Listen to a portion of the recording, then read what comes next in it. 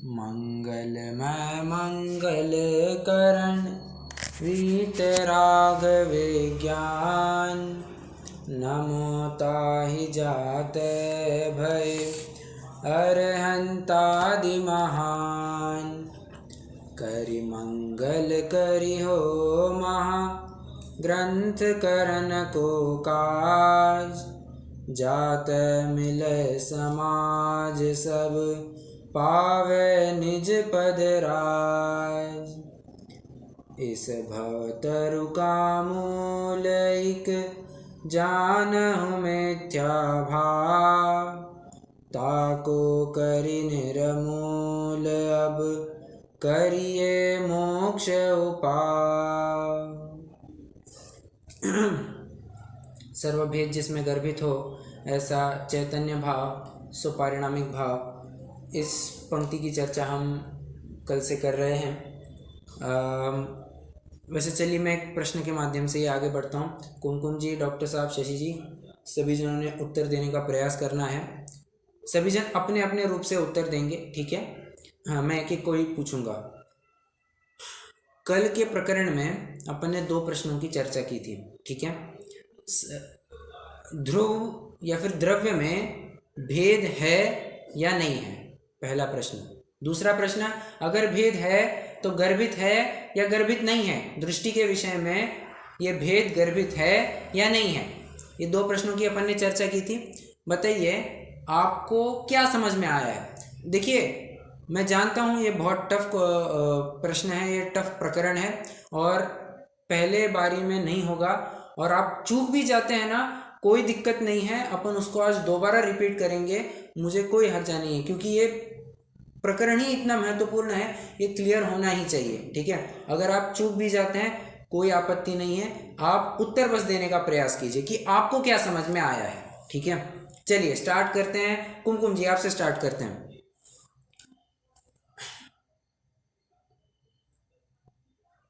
पहले तो बताइए भेद है या नहीं है, और है तो कौन कौन से हैं?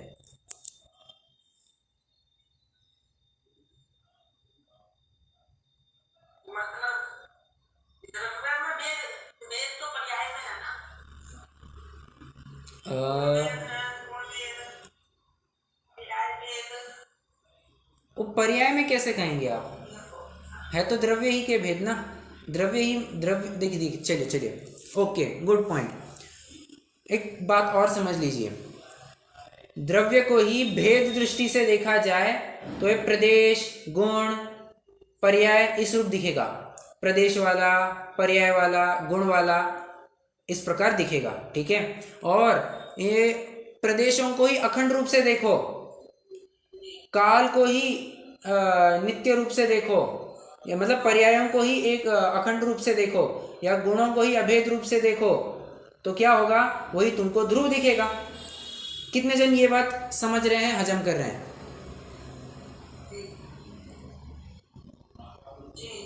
बराबर। अब जो प्रश्न है कि द्रव्य में भेद है या नहीं है, सो इसका सरल सा उत्तर है क्या? अगर पर्याय दृष्टि से देखेंगे या फिर भेद दृष्टि से देखेंगे तो भेद वाला दिखेगा, उसमें पर्याय भेद, गुण भेद और क्या कहना चाहिए, प्रदेश भेद पाए जाएंगे। बराबर, ये पाए जाएंगे। और दृष्टि का विषय जो होगा वहाँ पर भेद नहीं होंगे, भेद गर्भित हो जाएंगे, ठीक है? वहाँ पर भेद गर्भित हो जाएंगे। अब ये तो पहला मुद्दा हो गया। दूसरा मुद्दा, कहीं कहीं हमने ये भी पढ़ा हुआ है कि दृष्टि के विषय में पर्याय शामिल भी है और शामिल नहीं भी है, अर्थात भेद शामिल है भी और शामिल नहीं भी है। आपने तो एक ही अपेक्षा सामने रखी, तो हम दोनों भी अपेक्षाओं को अभी समझते हैं, ठीक है? पहली अपेक्षा क्या है कि नहीं साहब, बिल्कुल भी शामिल नहीं है। अध्यात्म में जहां तहां यही बात मिलेगी कि भेद जहां पर होंगे ही नहीं, वो ध्रुव होगा। क्या है वो,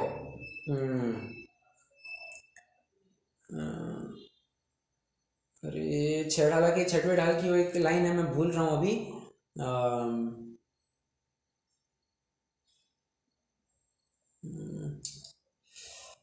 भेद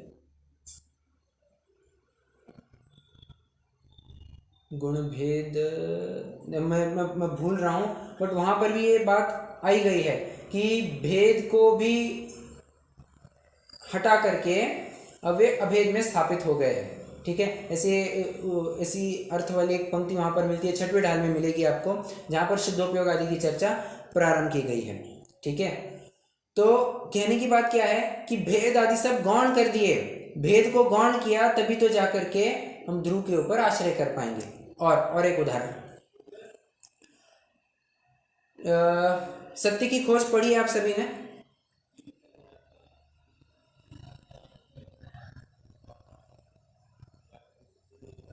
सत्य की खोज पढ़ी है?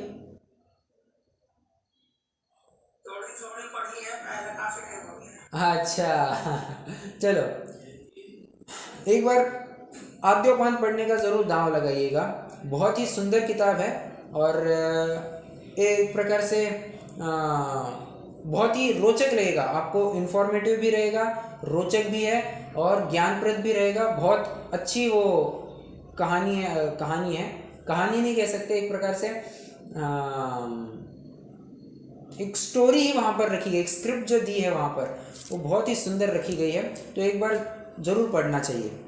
तो वहाँ पर एक उदाहरण मिलेगा आपको, वहाँ पर एक उदाहरण मिलेगा, बहुत एंड में मिलेगा कि एक सेठ है, वो अपने घोड़े को लेकर के रास्ते से गुजर रहा होता है और दोनों बहुत प्यास से व्याकुल होते हैं। तो सेठ तो पानी पी करके उसकी प्यास बुझा देता है, क्योंकि बाजू में ही एक कुआं होता है।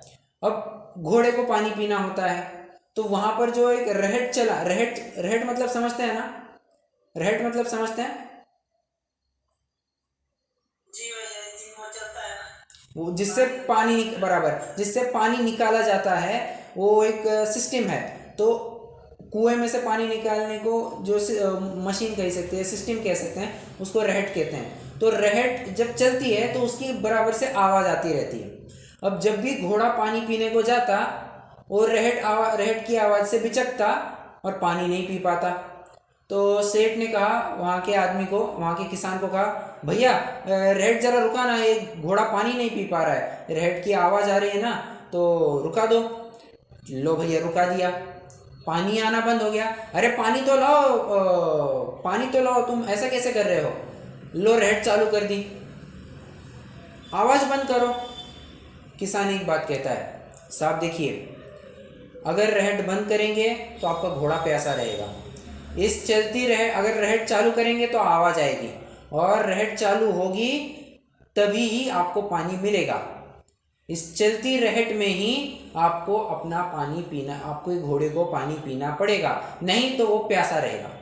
बस ऐसी बात आपको समझनी है। ये आपको सभी बातें मिलेगी, आपको भेद भी दिखेगा, आपको पर्याय भी दिखेगी, आपको गुण भी दिखेंगे, आपको प्रदेश भी दिखेंगे, बट इन सभी में से हमें अपनी वस्तु छांट करके निकालनी चाहिए, छांट करके निकालते आनी चाहिए।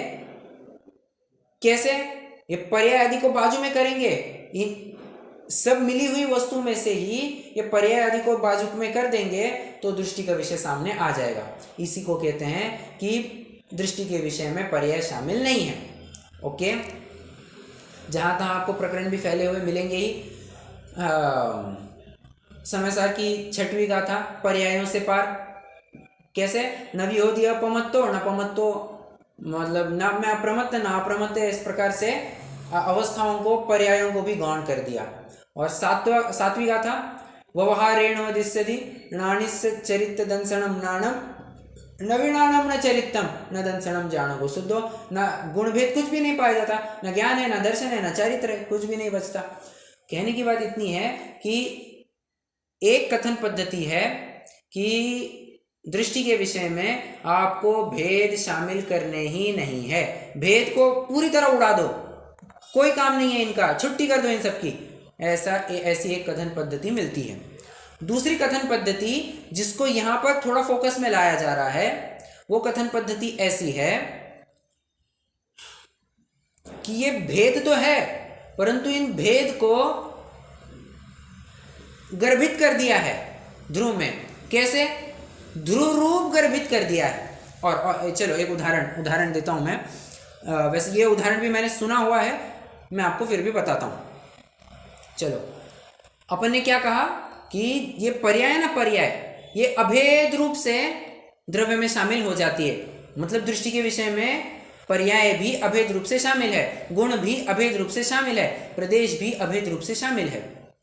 अगर देखो एक एक प्रदेश को, एक एक गुण को, एक एक पर्याय को सामने रखोगे तो सबकी छुट्टी कर देना, बिल्कुल भी ध्रुव के विषय में मत लाना। आने वाले होंगे तो सभी आएंगे एक साथ, नहीं अगर एक भी नहीं आने वाला होगा तो कोई भी नहीं आएगा। देखो ऐसे अपन कहते हैं ना, टीचर होते हैं, टीचर ने कोई कंसेप्ट पढ़ाया, एक स्टूडेंट आकर के डाउट पूछने को आता है स्टाफ रूम में, टीचर मुझे ये समझ में नहीं आया, ठीक है, टीचर ने एक्सप्लेन कर दिया। दूसरा बच्चा फिर वही डाउट लेकर के आ गया, दूसरा बच्चा कहता है कि मुझे भी ये कंसेप्ट समझ में नहीं आया, टीचर ने चलो उसके लिए भी फिर से समझ, तीसरा बच्चा फिर से आया। अब टीचर परेशान होगा या नहीं होगा, मुझे बताइए।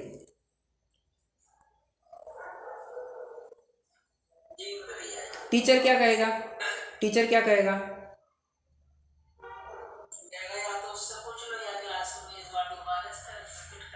बराबर, चाहे तो हम फिर से एक बार रिपीट करेंगे सबके लिए, बट तुम एक एक करके मत आओ। बराबर, क्यों? एक एक करके आओगे तो व्यग्रता होगी, सभी जन आएंगे तो सभी को एक साथ पढ़ाना होगा, मेरी भी शक्ति बचेगी और किसी के कोई डाउट्स होंगे तो वो भी निकल जाएंगे। बराबर सी बात है। बस यहाँ पर भी वैसे ही कंसेप्ट लगाना, पर्याय गुण प्रदेश अगर शामिल करने होंगे तो सारे के सारे प्रदेश, सारे के सारे गुण, सारे की सारी पर्याय अभेद रूप से ध्रुव में शामिल कर दो। और अगर एक एक पर्याय लाना चाहते हो तो बिल्कुल भी शामिल मत करना। कितने जन अभी ये कंसेप्ट समझ रहे हैं?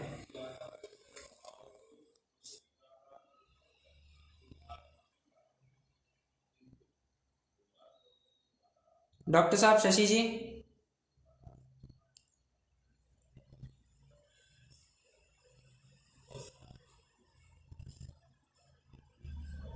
नहीं समझ में आया? मैंने आपको उदाहरण दिया। हाँ बोलिए बोलिए। आप यही कहना चाह रहे हैं कि पर्याय जो है उसमें द्रव्य में या ध्रुव में गर्भित है, ये समझ में आ रहा है, और वो चैतन्य भाव है, वो पारणामिक भाव है। फिर से आई रिपीट, दो कथन पद्धतियां मिलती है। एक कथन पद्धति ऐसी है जहां पर आपको ये कहा हुआ मिलेगा कि जो ध्रुव है या फिर जो दृष्टि का विषय है उसमें कोई पर्याय शामिल नहीं है, कोई गुण शामिल नहीं है। क्यों? टूट टूट करके एक एक गुण पर्याय को तुम शामिल करोगे तो व्यग्रता होगी, बस इसलिए कह दिया एक एक पर्याय को, एक एक गुण को यहां पर एंटरटेन नहीं किया जाएगा। ओके,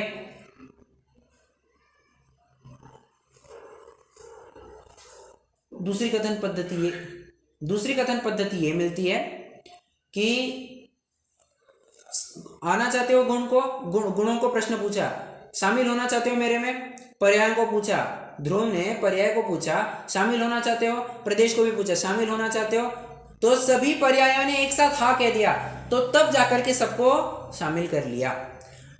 एक एक करके शामिल नहीं किया जाता, या होंगे तो सभी एक साथ होंगे, नहीं होंगे तो कोई भी नहीं होगा। अल्टीमेट पर्पस क्या है? अल्टीमेट पर्पस इतना ही है, हमें अपने आत्मा को जानना है। अब आत्मा को किस प्रकार जाने? इस प्रकार जानो कि सारी पर्याय, हम पर्याय विशेष के ऊपर ध्यान दे ही नहीं रहेंगे, हम पर्याय विशेष के ऊपर ध्यान दे ही नहीं रहे हैं, हम तो सारी पर्याय को एक साथ ले लेंगे, ठीक है, या किसी भी पर्याय को एक साथ नहीं लेंगे, जिससे हमारी व्यग्रता कम हो उस मार्ग का अवलंबन किया जाएगा, जिससे हमारी व्यग्रता कम हो। अगर आपको लगता है कि नहीं यार ये पर्याय को ध्यान करने में बहुत व्यग्रता होती है, कितने गुणों को ध्याते बैठेंगे, छोड़ दो, उसका विकल्प ही नहीं मत करो उसका, तो गुणों को पर्याय को हटा दो। और यदि तुमको लगता है कि नहीं ये समस्त गुण रूप ही वो ध्रुव है, ये समस्त पर्याय रूप ही वो द्रव्य है, जब इस प्रकार से आपको अनुभव हो रहा है तो उस प्रकार से अनुभव करो, उसमें व्यग्रता नहीं हो रही तो उस प्रकार से अनुभव करो, फर्क कुछ भी नहीं पड़ता।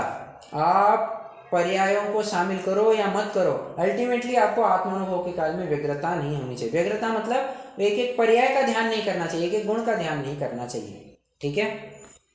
अब इसको मैं एक उदाहरण, मैं एक बोल रहा था ना कि ये जितनी भी पर्याय हैं सब शामिल हो जाएंगी अभेद रूप से, ये जितने भी गुण हैं सब शामिल हो जाएंगे अभेद रूप से। अब इसके लिए एक उदाहरण देता हूँ मैं। बहुत साल पहले की बात है, शायद आप सभी इस बात से वाकिफ़ होंगे, मैं तो उस बात से बिल्कुल भी वाकिफ़ नहीं हूँ, मुझे तो बस सुनाया हुआ उदाहरण है, तो वही उदाहरण मैं पास ऑन कर रहा हूँ। ये बहुत साल पहले हरियाणा के चीफ मिनिस्टर थे जिनका लड़का जिनके लड़के का नाम चंद्रमोहन था। कोई जानता है इस बारे में? सुना हुआ सा लग रहा है, कुछ उसका कोई एपिसोड हुआ था कुछ। हाँ, बहुत कारनामा हुआ था उसका। और बाप चीफ मिनिस्टर था, बेटा vice chief minister, deputy chief minister था, ठीक है। और दोनों भी पॉलिटिक्स में खूब जोरदार होल्ड रखते थे और सत्ता भी तो उन्हीं की वजह से चल रही थी। चल रहा है gradually Chandramohan fell into love with an IAS officer who by caste was a Muslim। अब चंद्रमोहन है हिंदू और वो IAS ऑफिसर थी मुस्लिम। अब चंद्रमोहन को स्वयं को नहीं रोक पाया, वो किसी भी हद को पार करके किसी भी कीमत पर वो लड़की से शादी करना चाहता था। अब हिंदू संस्कृति, मुझे बताइए, दूसरे विवाह को अलाउ करती है या नहीं करती है?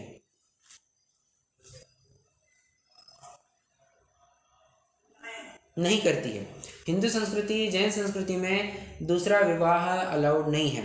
हाँ, आप कहेंगे कि राजा महाराजा, वो पहले के काल में होता था, वर्तमान परिप्रेक्ष्य में नॉट एट ऑल अलाउड। एक स्त्री का एक पुरुष की एक स्त्री, बस दैट्स ऑल, इसके आगे कुछ नहीं हो सकता। अब वो तो अड़ गया, नहीं मुझे तो शादी करनी है, तो वो तैयार हो गया, चलो मैं तो शादी कर लूँगा। बट अब वो लड़की वाले जो मुस्लिम समाज के लोग थे वो अड़ करके बैठ गए। उन्होंने कहा हम अपनी लड़की हिंदू में कैसे ब्याह सकते हैं, हम मुस्लिम में ब्याह देंगे। तो उसने कहा कैसे हो सकता है, कैसे, ये तो हिंदू है। तो इस चक्कर में उसने क्या किया पता है? चंद्रशेखर ने अपना नाम बदल दिया और चांद मोहम्मद कर दिया। चंद्रमोहन का क्या कर दिया? चांद मोहम्मद कर दिया, स्वयं मुस्लिम हो गया और फिर उस लड़की से शादी की। नतीजा ये हुआ कि बाप की सीएम पोस्ट तो चली गई, खुद भी हार गया और इतनी थुतू हुई इन दोनों की कि उनकी होल्ड ही चलेगी, पूरी पॉलिटिक्स में से बाहर हो गए। मतलब इतनी दिक्कत हुई थी। बात में एक कुछ अलग कहना, मैं यहाँ पर पॉलिटिक्स में कैसे हारा जाता है मैं इसकी बात नहीं कर रहा हूँ। मैं तो ये कह रहा हूँ कि वो चंद्रमोहन ने शादी की है या चांद मोहम्मद ने शादी की है? साहब, चंद्रमोहन नहीं है अभी, वो चांद मोहम्मद है। उसने वो मुस्लिम होकर के अब शादी कर रहा है लड़की से, कोई हिंदू थोड़ी ना शादी कर रहा है। बस ऐसी बात समझना। अगर पर्याय भी ध्रुव में शामिल होंगी तो टूट टूट करके शामिल नहीं होंगी, अभेद रूप से शामिल होंगी, इतनी सी बात है। ये जितने भी राज्य है, महाराष्ट्र, पंजाब, हरियाणा, मध्य प्रदेश, उत्तर प्रदेश, राजस्थान, गुजरात, जितने भी ये राज्य है, ये सभी राज्य एक भारत में किस प्रकार विलीन होंगे? टूट टूट कर विलीन होंगे या अखंड भारत के रूप में विलीन होंगे?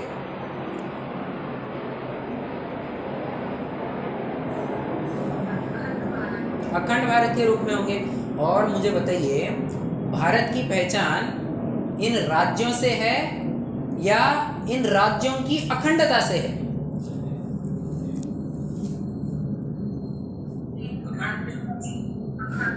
बराबर, इन राज्यों की अखंडता से है। और कोई जीव, अब देखो, कोई कहेगा कि मैं जैसे कोई विदेशी है, विदेशी मान के चलिए घूमने आ रहे हैं, टूर के लिए आ रहे हैं, मान के चलिए ताजमहल देखने को आ रहे हैं। किसी ने पूछा तुम कहाँ जा रहे हो घूमने के लिए? I am going to India. सब, और हम भी मतलब कोई भारतीय भी अगर विदेश में जाता है, जैसे मान के चलिए उसको देखना है क्या कह सकते हैं, स्टैच्यू ऑफ लिबर्टी देखनी है, ठीक है, या फिर स्टैच्यू ऑफ लिबर्टी और जो कुछ भी है, सात आश्चर्य वगैरह वो सब देखना है, या फिर पेरिस में क्या है वो, लीनिंग टावर ऑफ पीसा है क्या, बराबर, शायद लीनिंग टावर ऑफ पीसा ही कहते हैं उसको। तो लीनिंग टावर ऑफ पीसा देखने को जा रहा है, तो क्या कहेगा, I am going to France. वो ये नहीं कहता कि मैं ये देखने जा रहा हूँ, मैं वो देखने जा रहा हूँ, वो भेद में नहीं पड़ता, सीधा एक कहता मैं फ्रांस घूमने जा रहा हूँ। तो फ्रांस में जहाँ जा भी जाएगा सब कवर हो ही जाता है। उसी प्रकार एक ध्रुव में ये सारे कवर हो ही जाते हैं, इनको अलग से गिनाने की जरूरत नहीं पड़ती है, ठीक है। अब coming back to our own topic, क्या, सर्वभेद जिसमें गर्भित हो ऐसा चैतन्य भाव सो पारिणामिक भाव। सो इसमें दो कंक्लूजन। अभी चलो मैं आपको कुछ लिखवाता हूं, hopefully this will satisfy all your doubts. पहला प्रश्न लिखिए, द्रव्य में भेद है या नहीं है। द्रव्य में भेद है या नहीं है। द्रव्य स्लैश ध्रुव स्लैश दृष्टि का विषय, ऐसा लिखिए, द्रव्य स्लैश ध्रुव स्लैश दृष्टि का विषय, उसमें भेद है या नहीं है।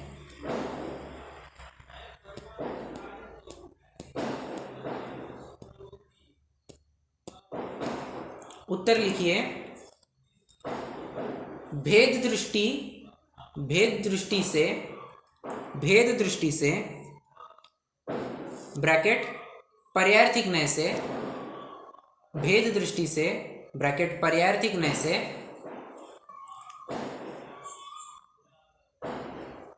भेद वाला है, और एक छोटी सी आगे डैश करके लिखिए, हाइफन दीजिए, प्रदेश भेद, पर्याय भेद, गुण भेद, प्रदेश भेद, पर्याय भेद, गुण भेद।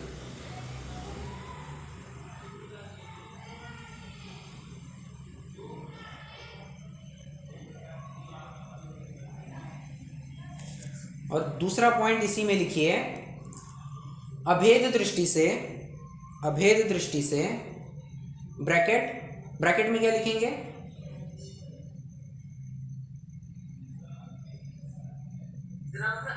द्रव्यार्थिक नय से, अभेद दृष्टि से ब्रैकेट द्रव्यार्थिक नय से, ऊपर पर्यार्थिक नय लिखा था तो यहां पर द्रव्यार्थिक नय लिखेंगे, द्रव्यार्थिक नय से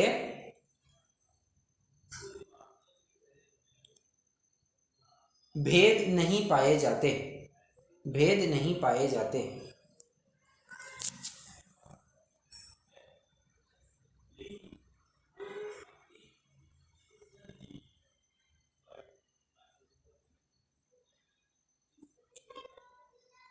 आगे लिखिए, अब थोड़ा सा एक हाथ लाइन छोड़ करके भी लिख सकते हैं।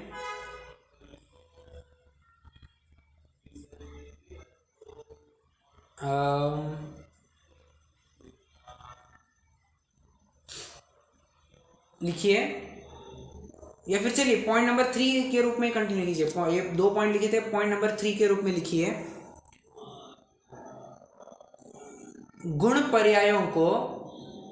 गुण तथा पर्यायों को एक एक करके ध्रुव में शामिल नहीं किया जाता,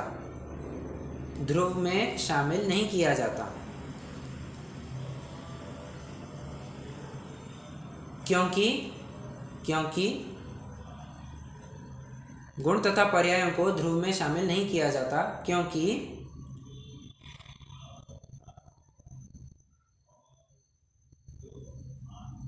प्रत्येक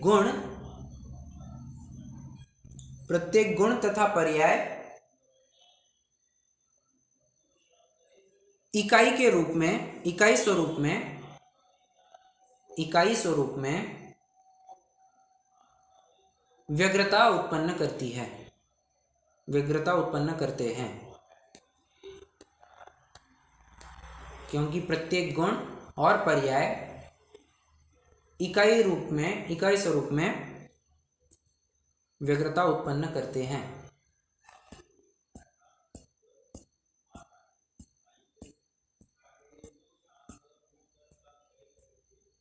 अतः फुल स्टॉप देकर के लिखिए, अतः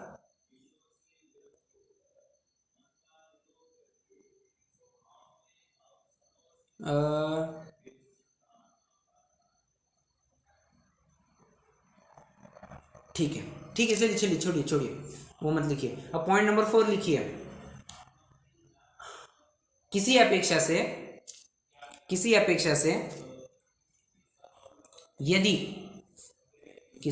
से यदि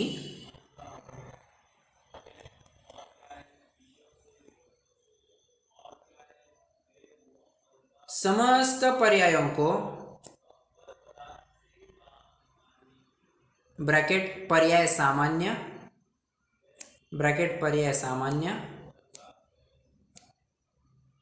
तथा समस्त गुणों को ब्रैकेट गुण सामान्य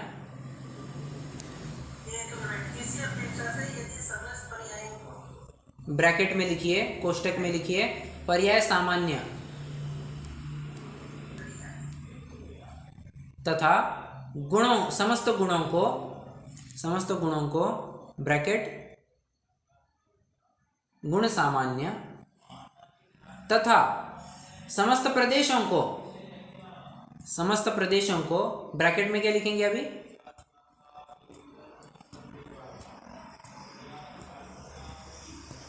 यहां पर ब्रैकेट में क्या लिखेंगे?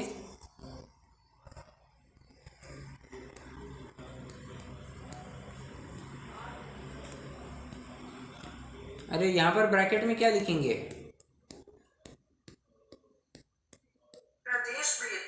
प्रदेश भेद कैसे? ऊपर अपन ने ज्ञान सामान्य पर्याय सामान्य और गुण सामान्य लिखा, तो यहां पर भी प्रदेश सामान्य लिखना है। किसी अपेक्षा से समस्त गुणों को ब्रैकेट पर्याय पहले की मैंने क्या अभी क्या गुण, समस्त गुणों को ब्रैकेट गुण सामान्य तथा समस्त पर्यायों को ब्रैकेट पर्याय सामान्य तथा समस्त प्रदेशों को ब्रैकेट में प्रदेश सामान्य, इनको ध्रुव में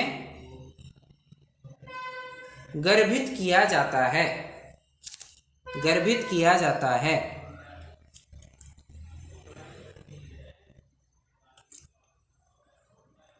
फुल स्टॉप।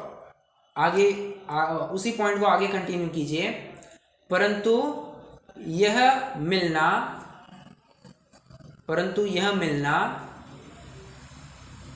टूट कर नहीं होता,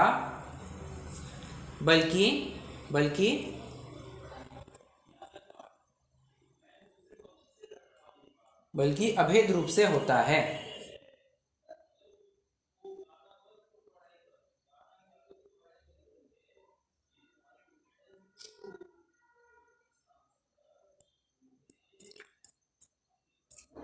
कितने जन समझ रहे हैं क्या प्रकरण चल रहा है और अभी क्या लिखाया मैंने?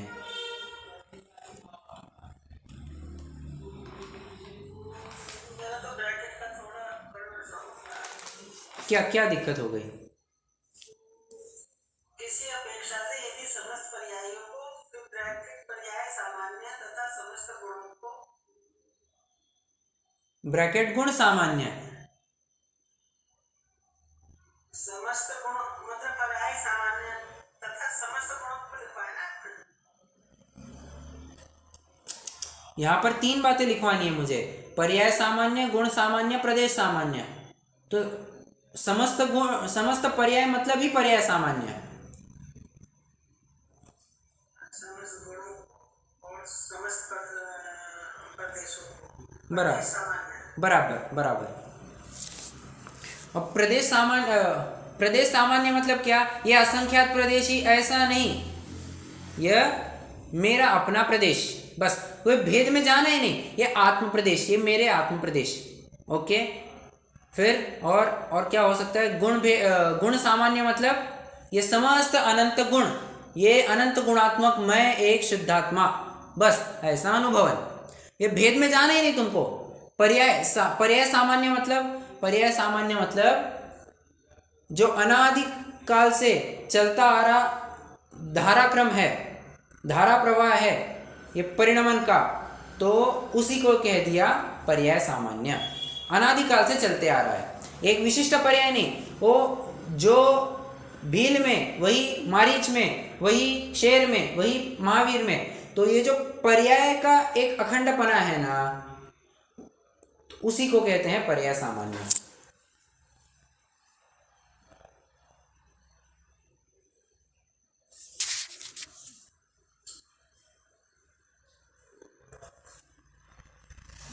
हाँ,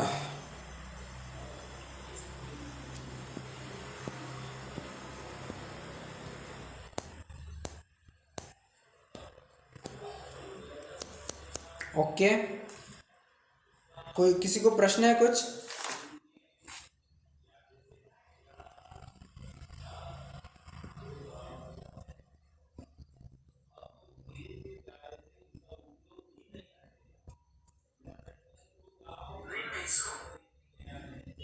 क्या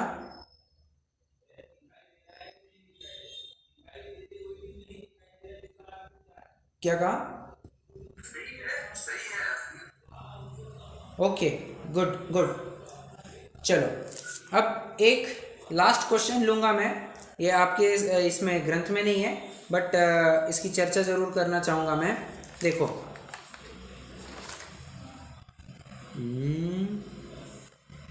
हाँ, अब लिखिए,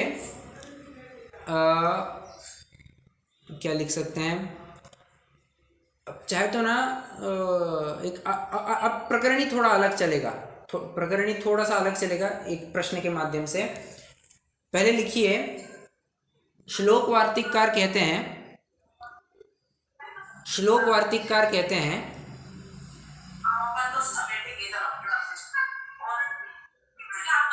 डॉक्टर साहब माइक चालू है, डॉक्टर साहब माइक चालू है।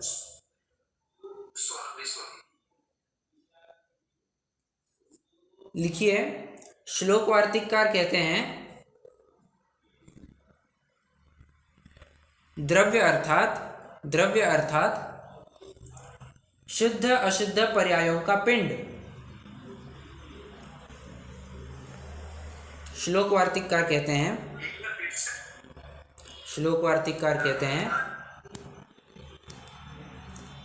द्रव्य अर्थात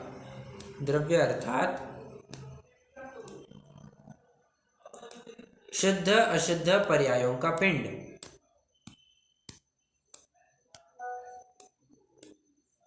यदि ऐसा है,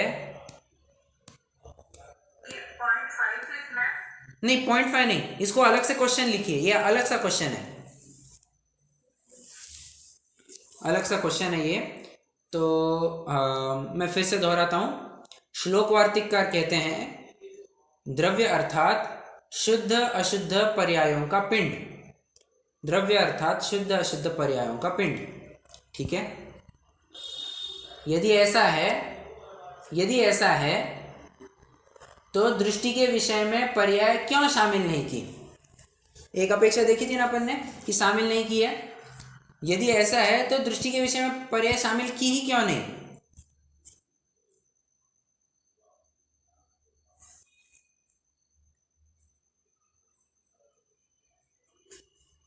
तो अब इसका उत्तर अपन को लिखना है। उत्तर लिखिए, शुरुआत अपन चार्ट से करने वाले हैं। हेडिंग दीजिए पर्याय, ऊपर हेडिंग दीजिए पर्याय, उसके 4 भेद कीजिए। ऊपर हेडिंग पर्याय दीजिए, उसके 4 भेद कीजिए,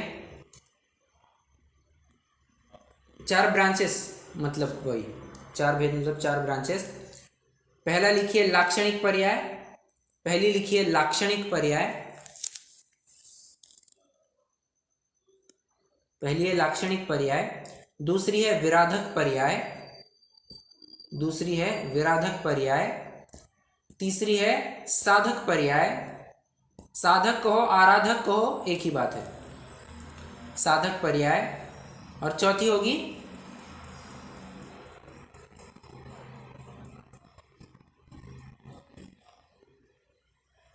चौथी कौन सी होगी?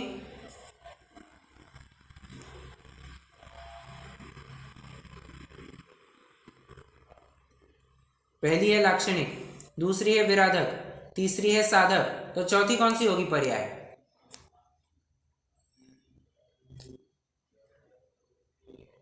साध्य या फिर आराध्य पर्याय, कुछ भी कहिए।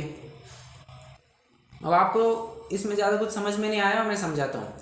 लाक्षणिक पर्याय मतलब लिखिए ज्ञान दर्शन वीर्य, ब्रैकेट में लिखिए वहीं पर लाक्षणिक पर्याय के नीचे ज्ञान दर्शन वीर्य, ज्ञान दर्शन वीर्य।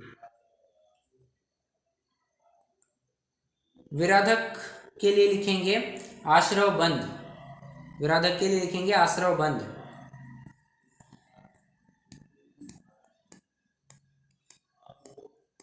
साधक के लिए लिखेंगे संवर निर्जरा, साधक के लिए लिखेंगे संवर निर्जरा।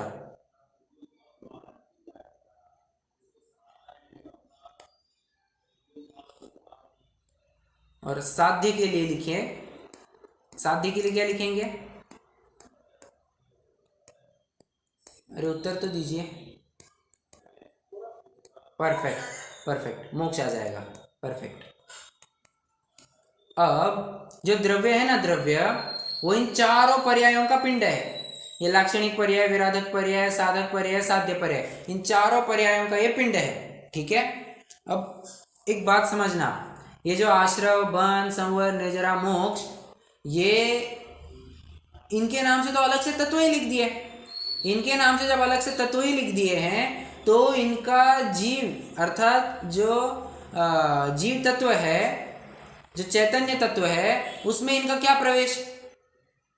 मानते हैं या नहीं मानते हैं?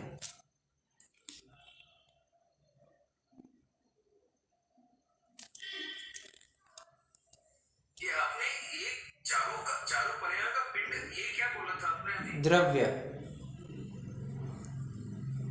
ओके। ठीक है। मेरा प्रश्न ये है अभी कि आश्रव बंध संवर निर्जरा मोक्ष,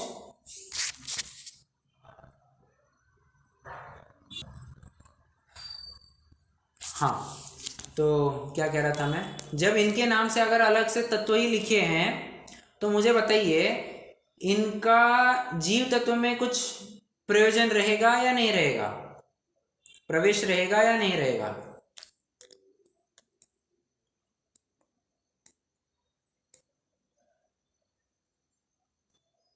देखो चलो एक उदाहरण देता हूं मैं।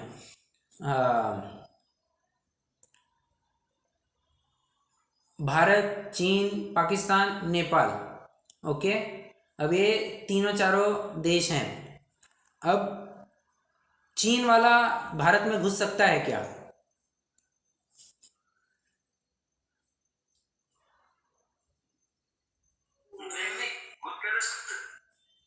बराबर। अच्छा, भारत का आदमी पाकिस्तान में, अफगानिस्तान में, चीन में कहीं घुस सकता है क्या? नहीं घुस सकता। क्यों? क्योंकि प्रत्येक का अपना अपना स्वतंत्र देश है। बराबर। उसी प्रकार अगर ये आश्रव बंध संवर निर्जरा मोक्ष के स्वतंत्र तत्व लिख दिए तो क्या इनका जीव तत्व में प्रवेश हो पाएगा? नहीं हो पाएगा। तो जीव तत्व में इनका क्या काम? तो ये विराधक साधक साध्य पर्याय, ये इनको दृष्टि का विषय कैसे बनाया जा सकता है? छोड़ दो, छुट्टी कर दो इनकी। अब जो बचती है लाक्षणिक पर्याय। लाक्षणिक पर्याय है ना, ये तो आत्मानुभव का काम करने वाली है, आत्मानुभव में एक्टिव रोल होगा इनका। इनका अनुभव नहीं किया जाएगा, ये अनुभव में मदद करेंगे, अनुभव का कार्य करेंगे। समझ में आ रहा है? तो मुझे बताइए जो कार्य कर रहा है क्या वो अनुभव कर सकता है? क्या उसका अनुभव किया जाएगा?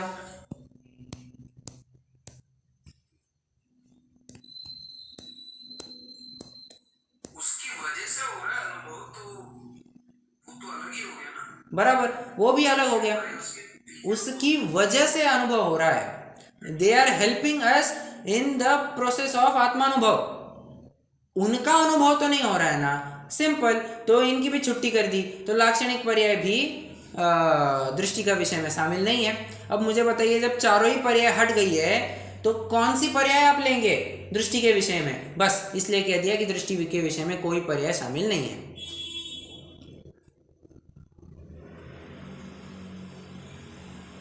कितने जनों को समझ में आ रहा है? बात हजम हो रही है?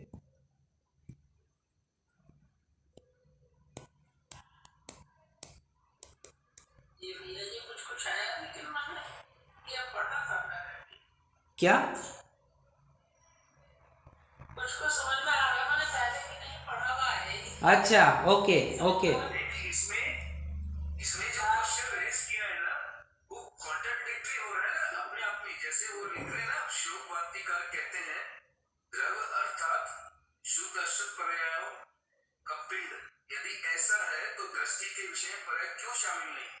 तो वो एक्सप्लेनेशन दे रहा है, इसलिए शामिल नहीं। बराबर बराबर बराबर, बिल्कुल सही।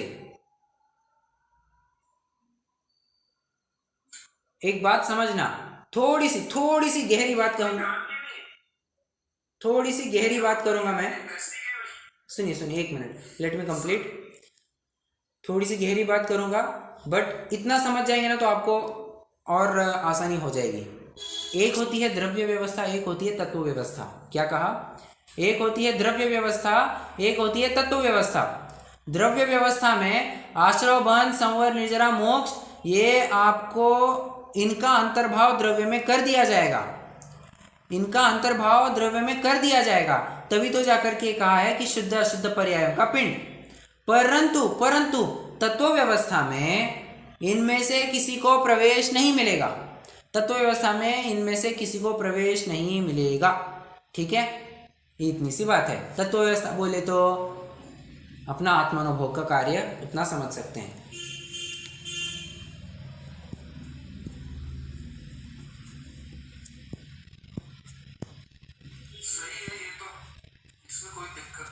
ओके, गुड गुड, चलिए आपको समझ में आ रहा है। शशि जी, कुमकुम जी, आशा रखता हूँ कि थोड़ा बहुत आपको भी समझ में ज़रूर आया होगा। नहीं तो एज़ यूजुअल थोड़ा सा आपको फिर होमवर्क तो करना पड़ेगा कि इस कक्षा को फिर से आपको 1-2 बार सुनना पड़ेगा। ठीक है, बट आज की चर्चा मैं समझता हूँ ज़्यादा कुछ हैवी डोज वाली नहीं थी ये। As compare to yesterday's discussion it was bit easy, थोड़ी सी आसान ज़रूर थी, ऐसा मैं भी थोड़ा समझता हूँ, बट फिर भी कोई प्रश्न हो तो आप ज़रूर पूछ सकते हैं।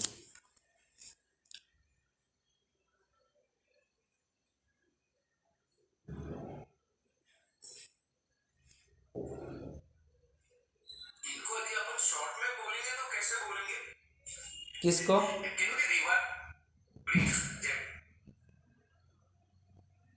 थोड़ा उसको चेक कर लेंगे, हमने सही नोट किया है कि ऐसे तो सुन के भी करिए। बोलिए ना। जैसे आपने ये वाला द्रव में भेद है या नहीं, भेद दृष्टि में पर्याय पर्यायी में से होता है। द्रव में ध्रुव दृष्टि, दृष्टि का विषय, ध्रुव मतलब दृष्टि के वश, ठीक है ना? हाँ, दो चीज बताइए, आपने शुरुआत ऐसे किया, द्रव में भेद है या नहीं, तो वो भेद दृष्टि से पर्यायी में से देखते हैं अपन। द्रव में द्रव मतलब ध्रुव है दृष्टि के विषय में, ठीक है? नहीं, कंफ्यूज हो रहे हैं आप कंफ्यूज हो रहे हैं। फिर आपने भेद वाला है को आपने हाईलाइट किया, प्रदेश भेद, पर्याय भेद, गुण भेद, 1 पॉइंट। हाँ, सेकंड, अभेद दृष्टि द्रव्यातीत में से भेद नहीं पाया जाता। बराबर।